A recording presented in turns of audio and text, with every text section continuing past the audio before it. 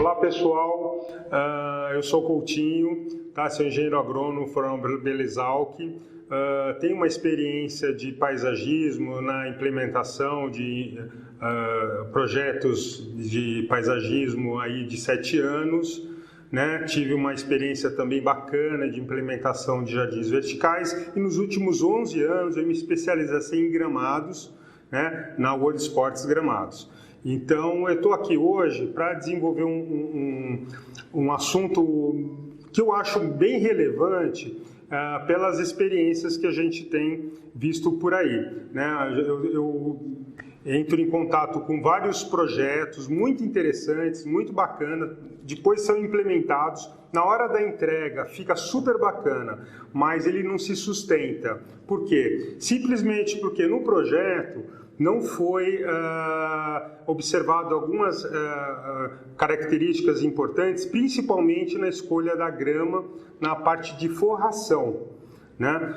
Então a gente vê vários projetos que você faz a implementação, na hora da entrega é super bacana, mas em um mês a grama começa a falhar, começa a não ficar contente, não ficar satisfatório, e aí que vem os problemas. Às vezes a pessoa incorre no mesmo erro de trocar pela mesma espécie de grama e o problema continua.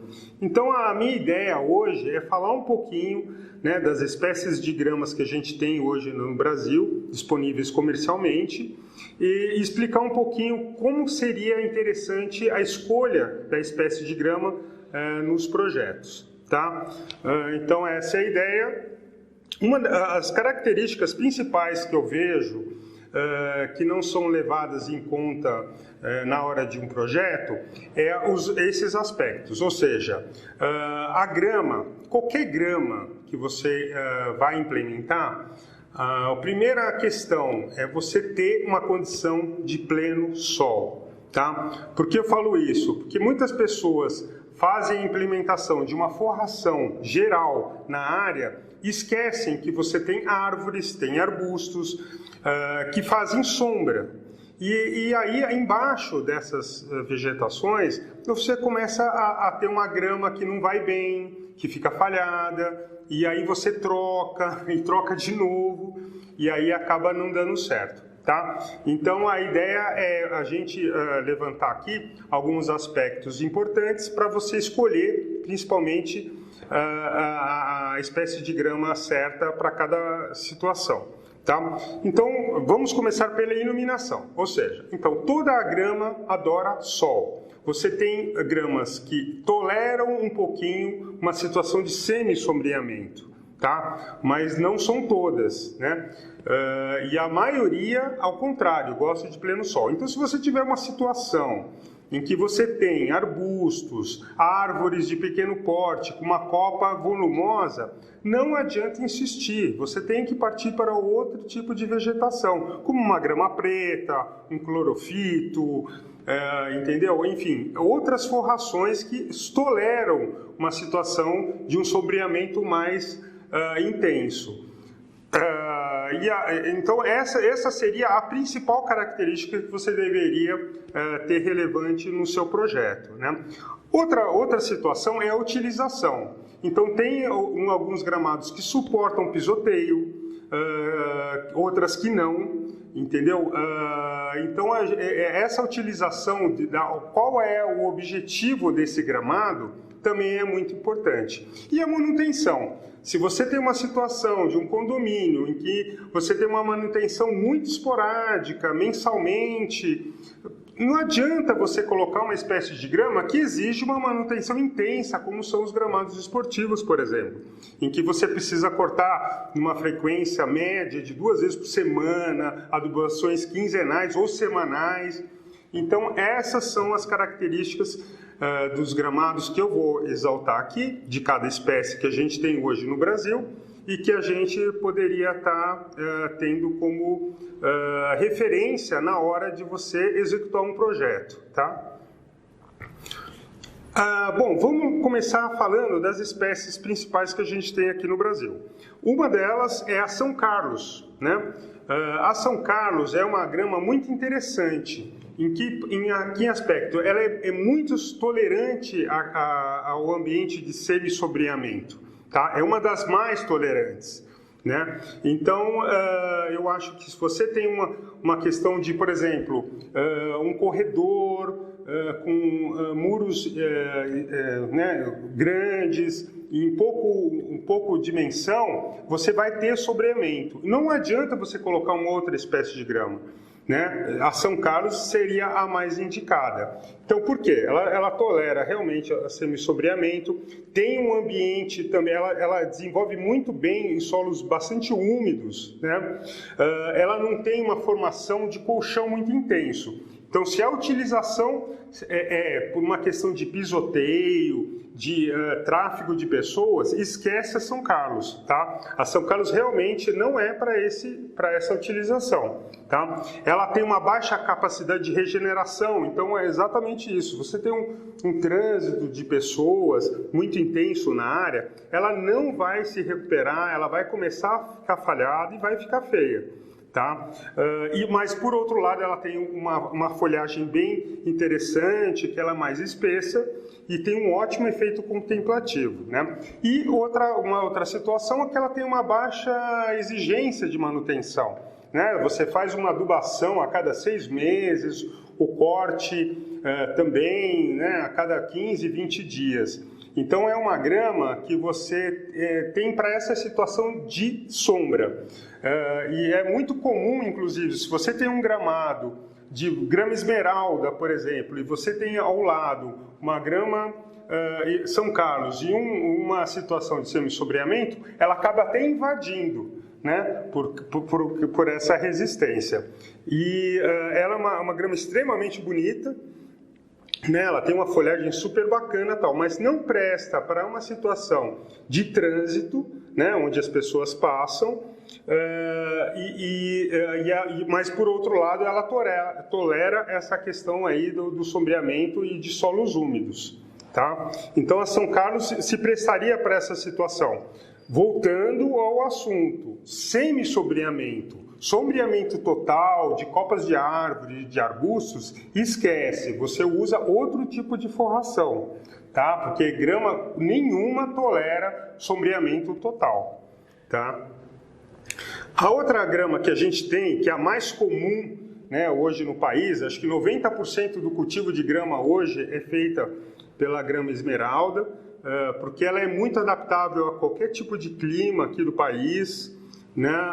É uma grama que né, cultivada, ela na verdade tem uma adaptação muito grande. Agora, ela não tolera sombreamento, e sim pleno sol. Então, o que a gente vê mais de comum por aí, né? Que é essa situação de você fazer todo um gramado, todo um projeto.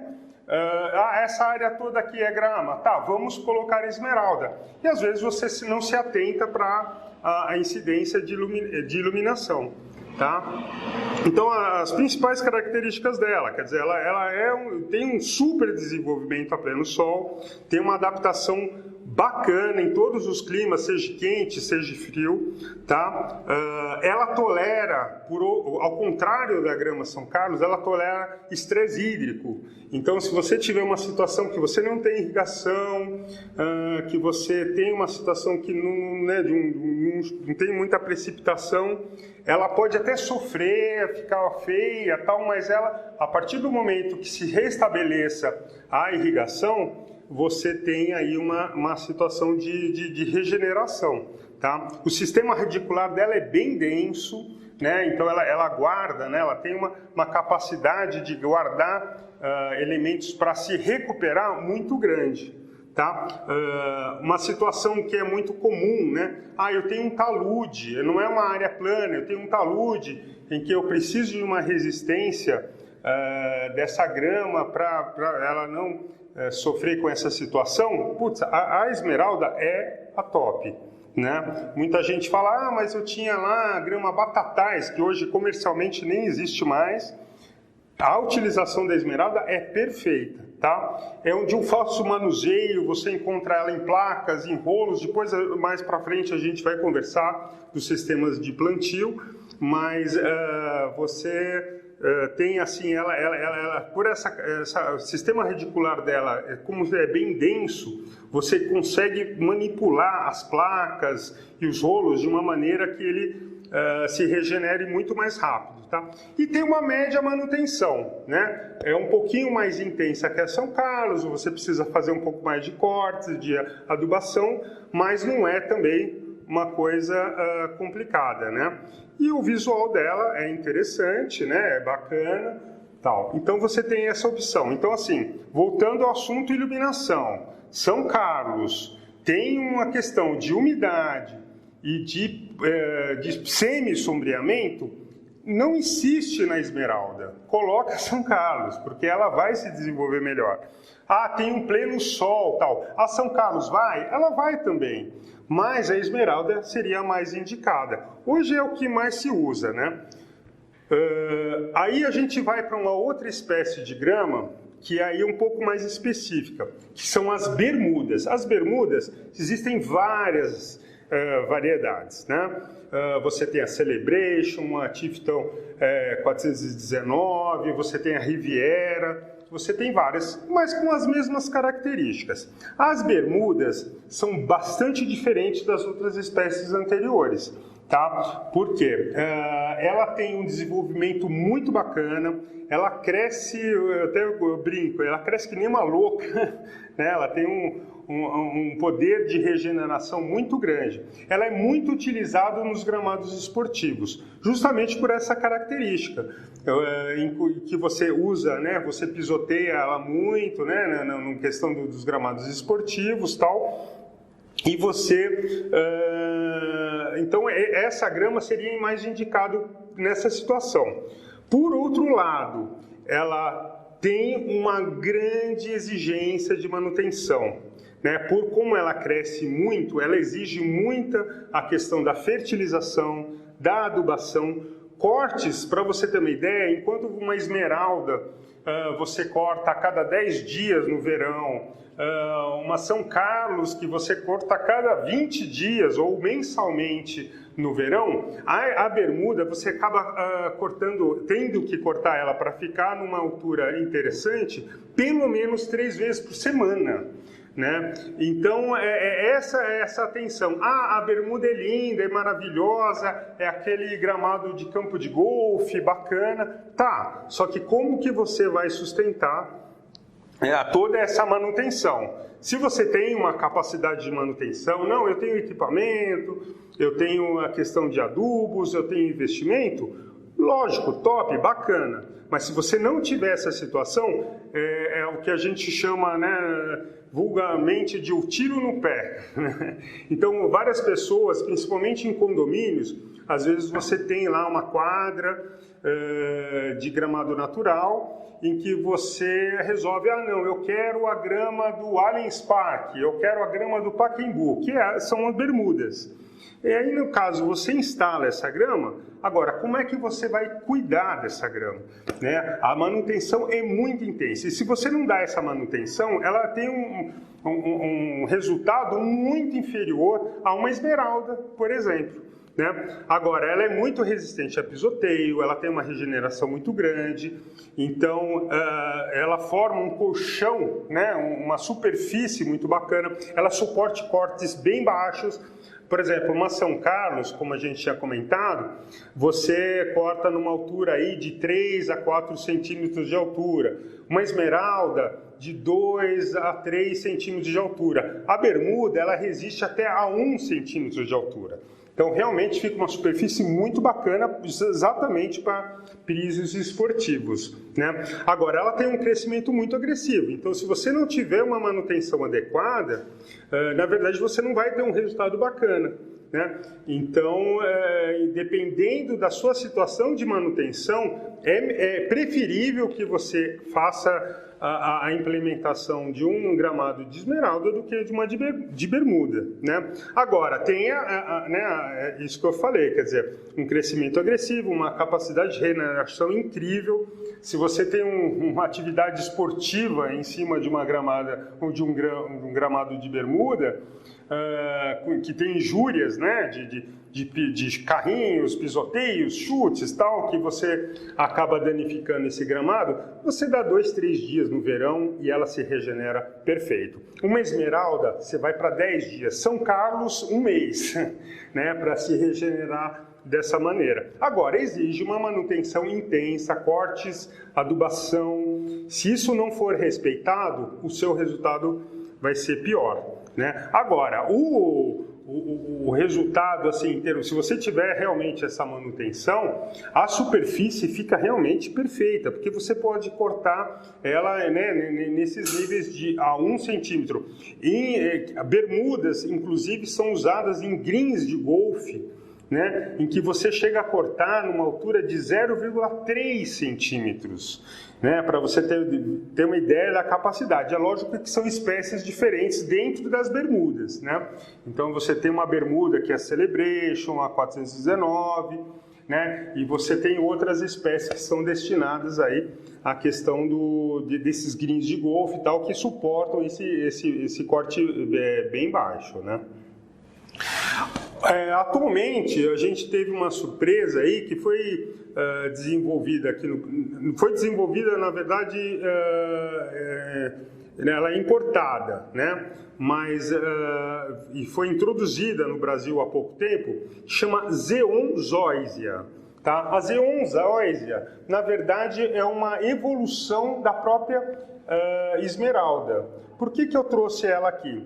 Porque ela consegue ter uma questão visual e de resultado bem próximo da bermuda. Tanto que é muito utilizado em fairways de campos de golfe, né, porque dá aquele acabamento, né, que é muito próximo da bermuda, que todo mundo quer, na verdade, né? Todo mundo quer um gramado parecido com um campo de golfe, né? Então a Zeon, ela veio justamente de encontro a isso, porque ela tem características de manutenção bem próximos à esmeralda, ou seja, média manutenção, né? Não tão intensivo como a bermuda. Agora você tem um resultado visual e final muito parecido, né? Elas são folhas mais estreitas que a esmeralda comum, exige a manutenção igual da esmeralda e não tão intensiva como a da bermuda, né? Então ela é muito indicada nesse caso dos condomínios e tal. Em vez de você usar então a bermuda, que seria uma manutenção muito intensa, você usaria esse tipo de grama, que ela tem uma manutenção bem próxima ao que os nossos jardineiros comuns conhecem, né, a exigência de manutenção, só que você tem um resultado visual muito interessante mesmo. Ela tem, a gente fala assim, ela tem um baixo poder de crescimento, ou seja, o crescimento dela é lento. Se você pensar em manutenção, esse é super interessante, diferente da bermuda, né? A bermuda é bacana porque ela se regenera de danos causados pelo uso esportivo, mas, por outro lado, ela exige muita manutenção em termos de adubação e de corte. A Zeon, ela tem o mesmo efeito, sendo que você tem um sistema de nutrição e de fertilização bem próximo ao que é utilizado normalmente numa grama esmeralda.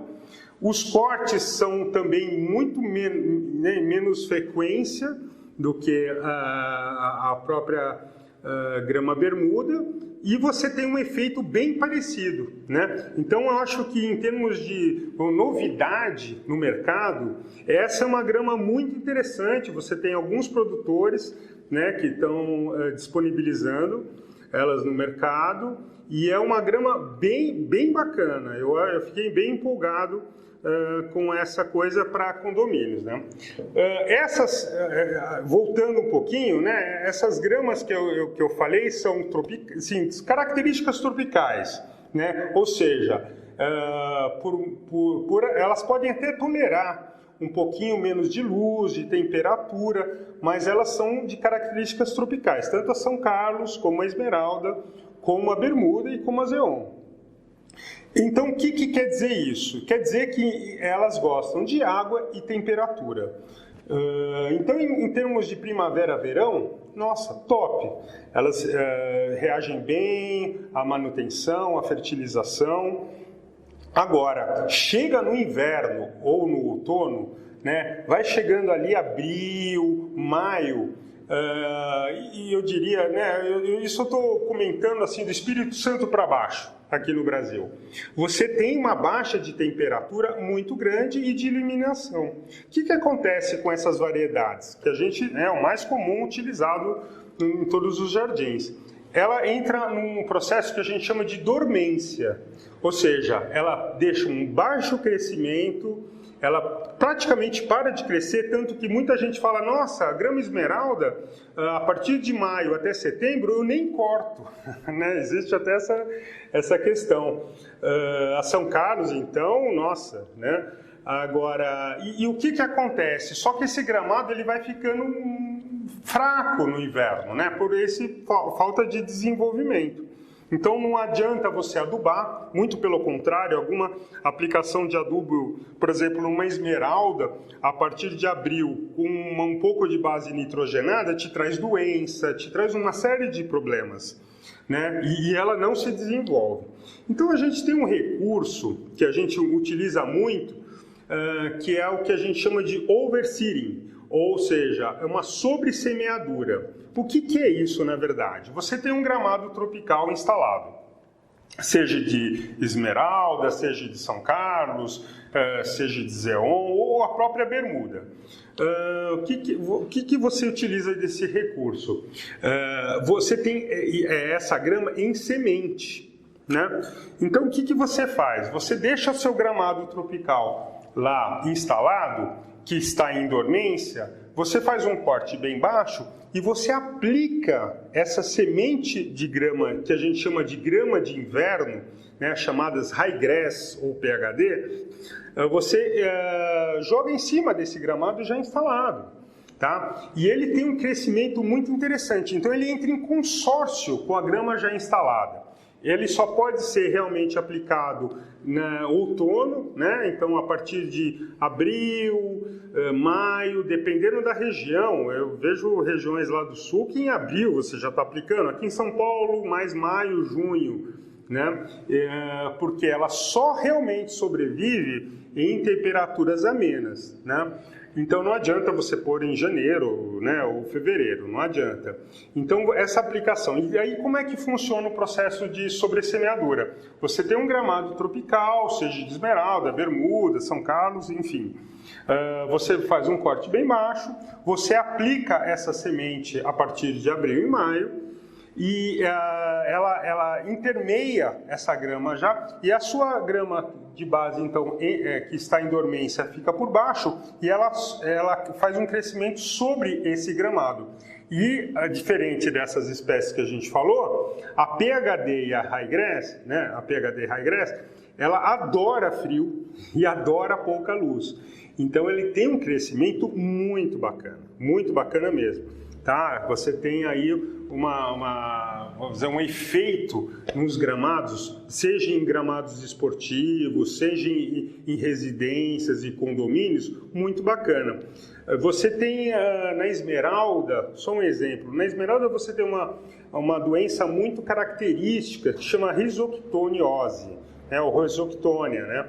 Que é um fungo, em que todo mundo já deve ter verificado que na época do inverno fazem aqueles círculos amarelos no gramado, que visualmente é terrível, né? E não existe um tratamento eficaz para isso, né? Você pode dar uma controlada, aplicação com fungicidas, tal, mas é um problema recorrente. E é exatamente nessa época do inverno em que o seu gramado está em dormência.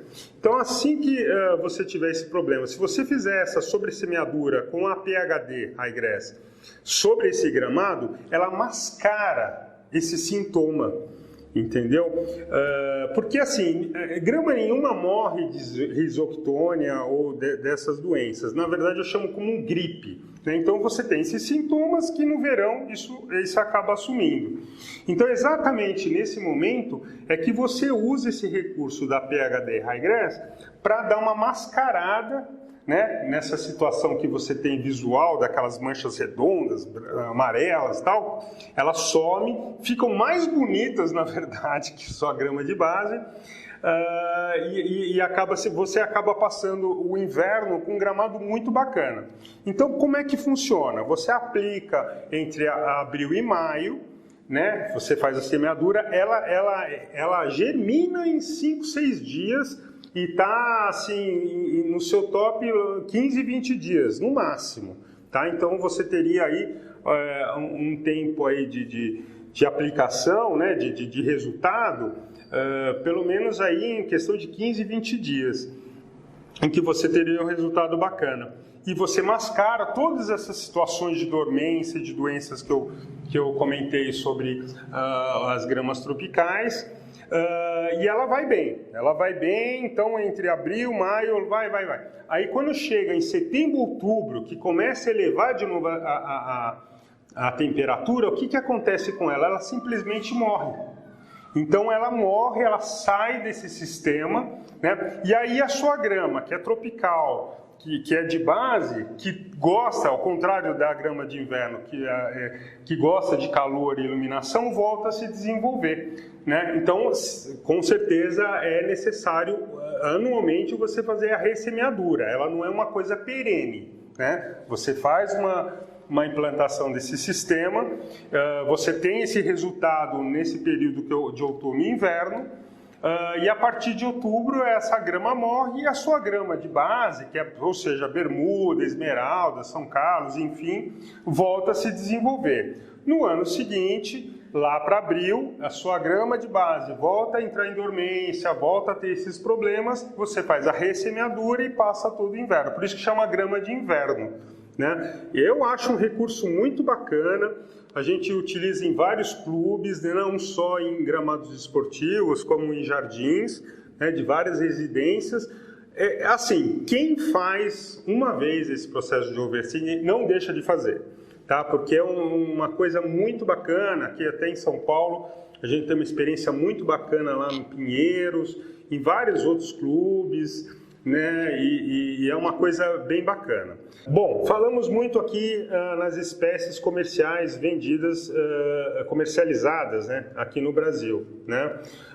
Eu queria destacar um outro ponto, que seriam a forma com que essas gramas são comercializadas no Brasil. É uma coisa até muito interessante. Né? O Brasil, a gente tem uma característica de, normalmente, né, todo mundo que trabalha com paisagismo, enfim, e gramados, de comprar grama pronta, seja em tapetes, em placas, em rolos, que é uma coisa que eu vou comentar. E é muito interessante, porque você vai para a Europa, por exemplo, isso é muito raro, porque eles têm toda uma questão de inverno, e lá a implantação de gramados essencialmente é por semente. Né? E uma coisa que é muito rara aqui no Brasil. Né? Eu conheço algumas empresas que comercializam grama em semente, né? Mas muito poucas que seriam algumas bermudas, né? E essa grama de inverno, né? Ou a Highgrass PHD, que eu comentei que seria para aquele sistema de sobressemeadura na época do inverno. Mas na Europa, se você falar que você planta em placas ou em rolos, eles vão falar, nossa, que é isso?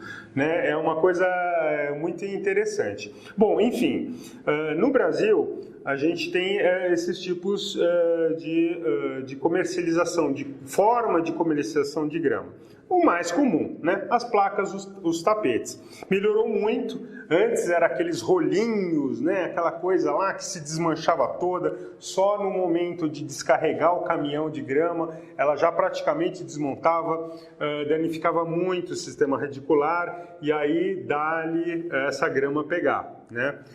Hoje não. Hoje você tem fornecedores, né?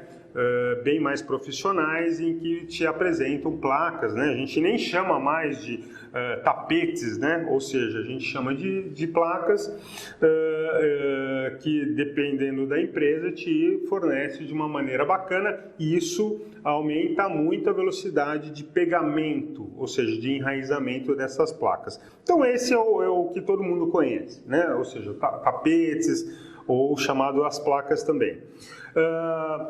Existe hoje um outro formato de plantio que demora. Então, a questão de placas e tapetes, o que acontece? Você tem um pegamento, ou seja, um estabelecimento desse gramado muito mais rápido, lógico. Você está com o gramado praticamente pronto, é só isso enraizar e está pronto. Agora, se você tiver um pouquinho mais de tempo para estabelecer um gramado, existe um outro formato que hoje é em sistema de mudas, ou o pessoal chama de sprigs, que na verdade são estolões, são pedaços de grama que não vão terra, não vão areia, ou seja, não vem com substrato, né? É uma forma muito interessante, né? É um pouco mais barato. No caso do gramados esportivos, por exemplo, que você não quer fazer o plantio em terra, né? Hoje os gramados esportivos são instalados em base de areia, por uma questão de drenagem e de sustentação de pisoteio.